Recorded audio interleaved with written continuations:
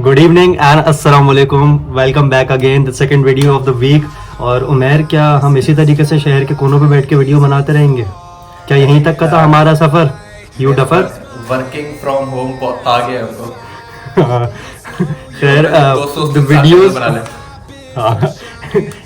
The videos are so crucial के हमें घर से बैठ के भी मजबूरन बनानी पड़ रही है।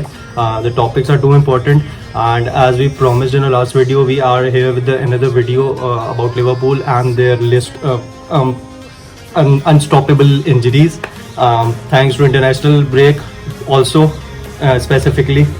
So Umair, I'll start with the list जो कि players इनके injured है, ठीक है? जी। Mo Salah is out with coronavirus, ठीक है? Joe Gomez is out with knee injury. Trent Alexander-Arnold is out with calf injury. Jordan Henderson leg injury. Fabinho hamstring. Van Dijk ACL. बहुत लंबी injury हुई है इसकी. Thiago Alcantara is out for a week or two. Oxlade-Chamberlain की injury का पता नहीं है, but he is not in the squad at the moment. Presently he is not in the squad. Rice Williams आता है हिप इंजरी के साथ और Nico Williams आता है फुट इंजरी के साथ. So I guess around 7 to 8 starters are not in the team right now. ठीक है. तो मेरे किस तरीके से क्या प्रेशर तुम्हें क्या लगता है क्लॉप किस तरीके से इसको रिएक्ट करेगा और क्या इनके अभी परफॉर्मेंस पे क्या असर पड़ेगा? और इसको तुम कंपेयर भी कर लो स्टार्ट की परफॉर्मेंस से, तो हमें तुम थोड़ा सा उसका भी दे दो। स्टार्ट की परफॉर्मेंसेस रही ना, एक तो सीजन पिछला जीतने के बाद जो इनकी परफॉर्मेंसेस थी और जो इस सीजन के स्टार्ट में थी, वो वैसा मोमेंटम नहीं था जैसे जीते। ठीक है, जीतने के बाद से ये सिटी से हारे और फिर ड्रॉ भी किए इन्होंने। ठीक है, तो वो इम्पोर्टेंस नहीं रखता क्योंकि आप जीत गए, दैट्स इम्पोर्टेंट। लेकिन लीग शुरू होने के बाद भी जो इस सीजन शुरू हुआ और इस वक्त थोड़ा सा जब ये एस्टन विला से हारे तो लोगों ने फिर से प्रिडिक्ट किया कि शायद इस बार इन लोगों के जो पोजीशन है वो वैसी नहीं। सॉरी टू से इसको तुम हारना नहीं बोलो, इसको जलालत बोलो तो ज्यादा अच्छा। नहीं, वही बात है, मैंने वो पिछले मैच में कहा कि वो जलालत हो, लेकिन आपने हारे 3 पॉइंट्स। वो चलो उस बहस पे पढ़नी पड़ता है। हाँ, क्योंकि फिर बात वही आ जाती है कि वो 7-2 हारे, कुछ भी हुआ, लेकिन still they are on second. ठीक है, और वो ही इस वक्त सबसे ज्यादा थर्ड पे मतलब आप चलो थर्ड पे, लेकिन आप ये कह सकते हो कि इस वक्त सबसे ज्यादा स्ट्रॉन्गेस्ट टाइटल कंटेंडर भी लिवरपूल ही है। सिटी हाँ, मतलब में नजर नहीं आ रहा। ठीक है, अगर बिल्कुल। अगर हमें सरप्राइज कर दे तो कर दे, वरना लिवरपूल को कोई टक्कर देता नजर नहीं आ रहा। स्पर्स के पनौतीपन पे हमें ट्रस्ट है और दूसरा सिर्फ एक यही टीम है जो जिससे हम लोग कंसिस्टेंसी अभी एक्सपेक्ट कर सकते हैं। बिल्कुल। तो अगर आप वही 7-2 वाली बात कर ले तो 7-2 उन्होंने भुला दिया। उसके बाद उन्होंने लगातार मैचेस जीते हैं। सिटी से ड्रॉ किया उन्होंने, एवर्टन से ड्रॉ किया, उसके बाद कोई हारे नहीं। ठीक है, तो वो थर्ड पे भी हैं, तो उन्होंने सिर्फ एक डिफीट के साथ है।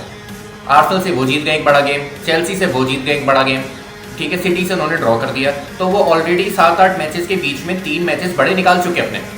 अब सिर्फ स्पर्स रह गया और यूनाइटेड रह गया, और उनका जो मर्सीसाइड डर्बी था वो भी निकाल दिया उन्होंने। तो मैं ये कहूँगा कि हाँ, तो एक कहूँगा कि इनकी शुरू के जो 8 मैचेस इस वक्त लीग के हों या 9 मैचेस, उसमें इन्होंने एक बहुत बड़ा फेस खेल लिया है जो 19 मैचेस में से होता है। तो इस वक्त मैं ये कहूँगा कि भले इनके पास इंजरीज हो गई हैं, और लेकिन इनके पास जो आने वाले गेम्स हैं, और तो इस वक्त ये लीग लीडर से खेलेंगे संडे को। ठीक है, और हो सकता है मैच ये लीग लीडर्स बहुत ज़्यादा जान मार के इनके खिलाफ ड्रॉ भी कर दे, क्योंकि मेरे हिसाब से जो इनकी बेंच है वो भी एक तरीके की, अगर किसी और टीम्स में होते तो वो बेंचर्स ना होते बल्कि वो फर्स्ट टीम प्लेयर्स होते हैं। ठीक है, और क्लॉप ने जिस तरह का कॉन्फिडेंस इनमें इंजेक्ट किया हुआ है, वो कोई बेंच से उठ के आए, कोई फर्स्ट टीम हो, कोई बच्चा हो, कोई 19 साल का हो, वो सब चैंपियंस की तरह खेल रहे हैं। हाँ, इसका जो तुम एक जो फैक्ट अच्छा बोल रहे हो, sorry to interrupt you mate again, तुम इसका जो एक मेन जो फैक्टर बोल रहे हो ना, ठीक है, तुम जिस बेंच वाली बात की, इसके पीछे पिछले 4-5 साल की मेहनत है उमर। बिल्कुल, इस पे ये नहीं है कि आपने हाँ नहीं बिल्कुल ऑब्वियसली मैं इसको ये अप्रिशिएटिंग एक उसमें देख रहा हूँ कि उसने बड़े प्लेयर्स यकीनन खरीदे हैं, लेकिन उन्होंने इसको क्लब की वर्थ, एक टीम यूनिटी, एक कॉन्फिडेंस, एक जो एक दूसरे के अंदर ट्रस्ट बिल्डअप करने वाली चीज़ है, वो एक एका जो क्रिएट करने वाली चीज़ है, वो दिखती है हमें टीम के अंदर, जो कि दूसरी टीम में काफ़ी लैक कर रही है। तो यही चीज़ है कि उनका बेंच भी स्ट्रॉन्ग है, इनके यंगस्टर्स भी जो आ रहे हैं वो भी अच्छा खेल रहे होते हैं। और एक बात यहाँ पर ही, जैसे तुमने कहा कि इसने बड़े प्लेयर साइन किए, तो मैं ये कहूँगा कि इस वक्त मार्केट का कोई भी बड़ा प्लेयर इसने साइन नहीं किया। ठीक है, इसने नॉर्मल प्लेयर्स, नॉर्मल तो नहीं कहूँगा, अबव एवरेज प्लेयर्स उठाए और बड़ा उनको बनाया है। मेरे लिए मार्केट प्लेयर्स हैं डिएगो जोटा, थियागो अलकांतरा आर मार्केट प्लेयर्स। देखो वो हैं, लेकिन ये वो प्लेयर्स नहीं है जिनकी मार्केट में डिमांड थी, और 2-3 क्लब्स एक प्लेयर के लिए लड़ रहे थे और वो हाईली रेटेड थे या वो मैच डिसाइडर थे। ठीक है, जब चेल्सी ने साइनिंग करी जैसी, या रियल मैड्रिड साइनिंग करती है जैसी, या मैन्यू भी कोई बड़ा प्लेयर उठा लेता है 80-80 90-90 मिलियन का, तो लिवरपूल ने वो सब नहीं किया। लिवरपूल ने एक अपना बिल्कुल टीम को देखते हुए एक टारगेट सेट किए प्लेयर्स को, उनको साइन किया और they are performing. They join thanks to their board, thanks to their board. बिल्कुल जी जी, बोलो बोलो। अभी ज्वाइन करता है लिवरपूल को और आते ही परफॉर्म करना शुरू कर देता है। बिल्कुल हाँ, फर्मिनो की कमी महसूस नहीं होती कहलाती है ये, जिसपे उन्होंने वर्क किया और they are performing, they are delivering. अच्छा, मैं इस बात पे एक ही चीज मेंशन करना चाहूंगा, इट्स नॉट देखो, एक टारगेट साइनिंग बोर्ड ऑब्वियसली पूछता है कि आपको क्या प्लेयर चाहिए, फिर हमारा काम है हम उसको खरीदेंगे या नहीं खरीद सकते, विल डू आवर बेस्ट। तो यहाँ पे बोर्ड का एक बहुत बड़ा रोल प्ले होता है उमैर के।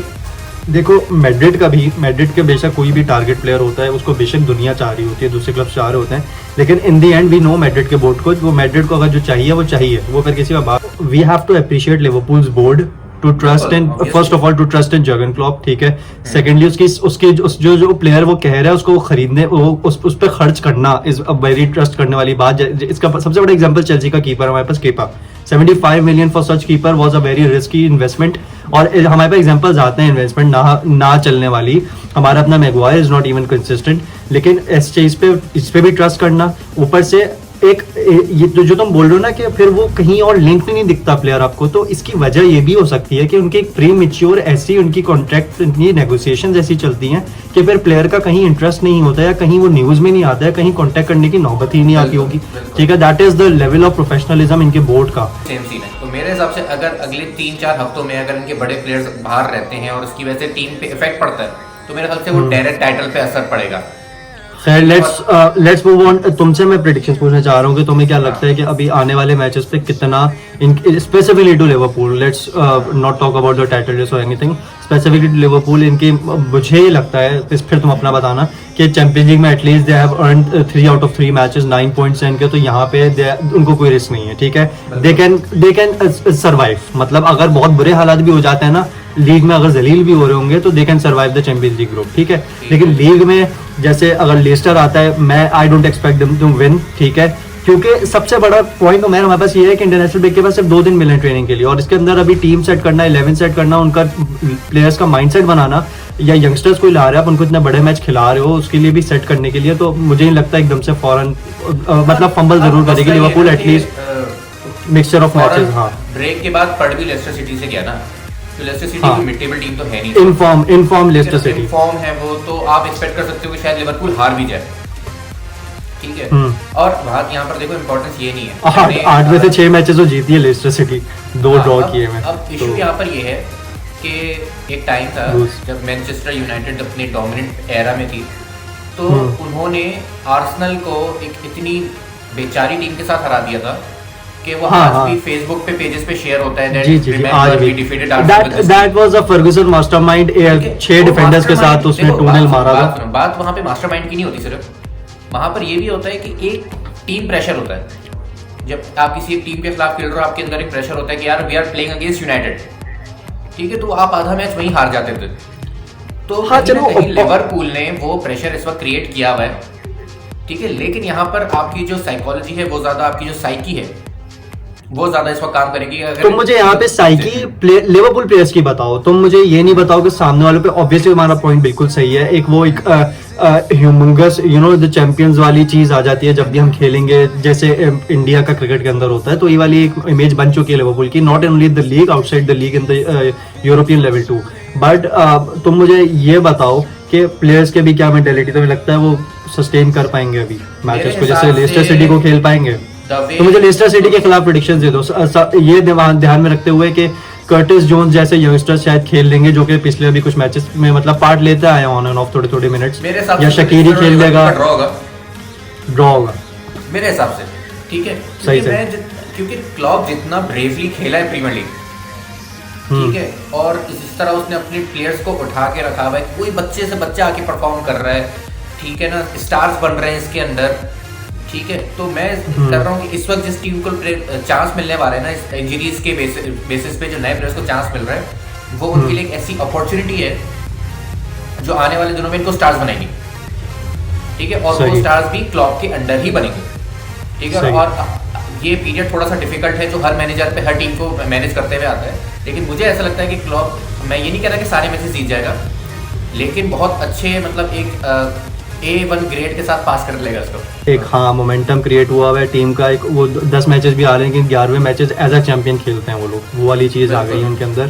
तो मेरे लिए मेरी ये प्रिडिक्शन है फॉर द कमिंग मैच, हम लोग ज़्यादा आगे के प्रिडिक्शंस नहीं करते।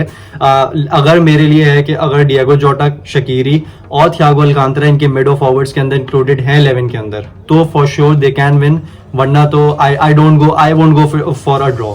ठीक है, तुम्हारा आया है कि फॉर ड्रॉ, मेरे लिए ये ड्रॉ नहीं होगा। इन आइदर केस खेलते हैं तो अच्छा हो सकता है लिवरपूल विन करे, नहीं तो फिर हारेगी, रिजल्ट आएगा। और मैंने जो क्रूशियल प्लेयर्स बताए 3 वो उनका होना जरूरी है, नहीं तो फिर Liverpool I will go for a loss. हाँ।